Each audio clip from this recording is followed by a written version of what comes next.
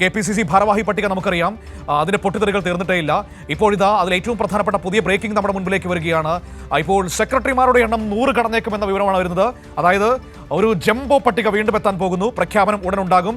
പട്ടിക AICCക്ക് കരട് കൈമാറിയെന്നാണ് അറിയാൻ കഴിയുന്നത്. തിരുവനന്തപുരത്ത് നിർബൻ ചേരുകയാണ്. നിർബൻ, അതായത് ഇപ്പോൾ വൈസ് പ്രസിഡന്റുമാർ 13, ജനറൽ സെക്രട്ടറിമാർ 58, ഇനി സെക്രട്ടറിമാർ 100 കവിയും.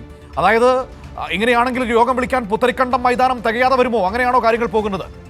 തീർച്ചയായും മനു, കരട് പട്ടിക സംബന്ധിച്ച് നമുക്ക് ലഭിക്കുന്ന സൂചന ഏകദേശം 100-ലധികം അംഗങ്ങൾ കരട് പട്ടികയിൽ KPCC സെക്രട്ടറിമാരുടെ പദവിയിലേക്ക് ഉണ്ട് എന്ന സൂചനകൾ തന്നെയാണ് പുറത്തു വരുന്നത്. ഈ പട്ടിക നിലവിലുണ്ടായ KPCC പുനഃസംഘടനയുമായി ബന്ധപ്പെട്ട തർക്കങ്ങൾ കാരണം പരമാവധി പേരെ ഉൾപ്പെടുത്താം എന്ന നിഗമനത്തിലേക്ക്, തീരുമാനത്തിലേക്ക് നേതൃത്വം എത്തിയെന്ന സൂചന കൂടി പുറത്തു വരുന്നുണ്ട്. ഇതിൻ്റെ അടിസ്ഥാനത്തിലാണ് AICCക്ക് പട്ടിക കൈമാറിയിട്ടുള്ളത്. ഈ പട്ടികയിൽ വലിയ വെട്ടിത്തിരുത്തൽ ഉണ്ടായില്ല എങ്കിൽ സ്വാഭാവികമായും വീണ്ടും ജംബോ പട്ടികയുടെ എണ്ണം വീണ്ടും കൂടുന്ന അവസ്ഥയിലേക്ക് എത്തും.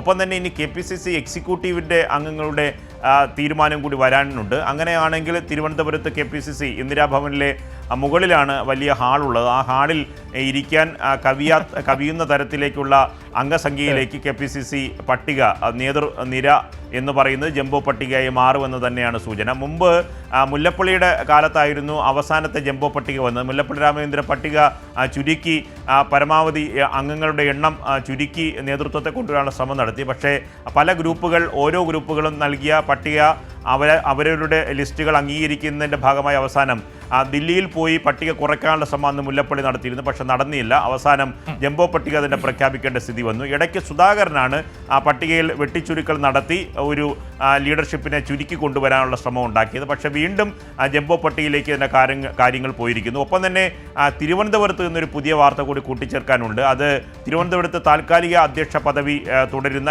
N ശക്തന് പദവിയിൽ തുടരാനാകില്ല എന്ന് കാട്ടി അദ്ദേഹം AICCക്കും ലീഡർഷിപ്പിനൊക്കെ തന്നെ കത്ത് നൽകി എന്നതാണ്. അദ്ദേഹം ഇക്കാര്യത്തിൽ ഇനി അടിയന്തരമായി തീരുമാനമെടുത്തില്ല എങ്കിൽ കേവലം 10 ദിവസത്തേക്ക് വേണ്ടി മാത്രമാണ് അദ്ദേഹത്തിന് DCC അധ്യക്ഷൻ്റെ ചുമതല നൽകിയത്. അതിനുശേഷം പുതിയ DCC അധ്യക്ഷനെ തീരുമാനിച്ച് നൽകുമെന്നും ശക്തന് ഉറപ്പ് നൽകിയിരുന്നു. പക്ഷേ ചുമതല ഏറ്റെടുത്ത് മാസങ്ങൾ പിന്നിട്ടിട്ടും പുതിയ ആളെ തീരുമാനിച്ചിട്ടില്ല. ഇപ്പോൾ KPCC പുനഃസംഘടന നടന്നപ്പോൾ N ശക്തൻ്റെ KPCC വൈസ് പ്രസിഡന്റ് ആയിരുന്നു. ആ പദവി നഷ്ടമായി.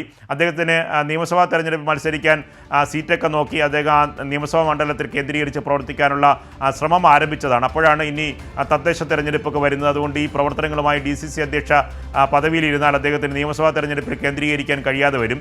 ഇത് നേതൃത്വത്തെ അറിയിച്ചു. അതുകൊണ്ട് താൻ രാജിവെക്കാൻ പോവുകയാണ്. അങ്ങനെയാണ് എങ്കിൽ ഈ കാര്യങ്ങളിൽ തീരുമാനമെടുത്തില്ല എങ്കിൽ താൻ രാജിക്കത്ത് കൈമാറും എന്ന തരത്തിലുള്ള അവസാനത്തെ സന്ദേശവും നേതൃത്വത്തിന് നൽകി. ഏതായാലും KPCC പട്ടികയെക്കുറിച്ചും ഒപ്പം തന്നെ താൻ അശക്തനാണെന്ന് പറയുന്ന ശക്തന്റെ ഗതികേടിനെ കുറിച്ചുമാണ് നമ്മളിപ്പോൾ സംസാരിച്ചുകൊണ്ടിരുന്നത്.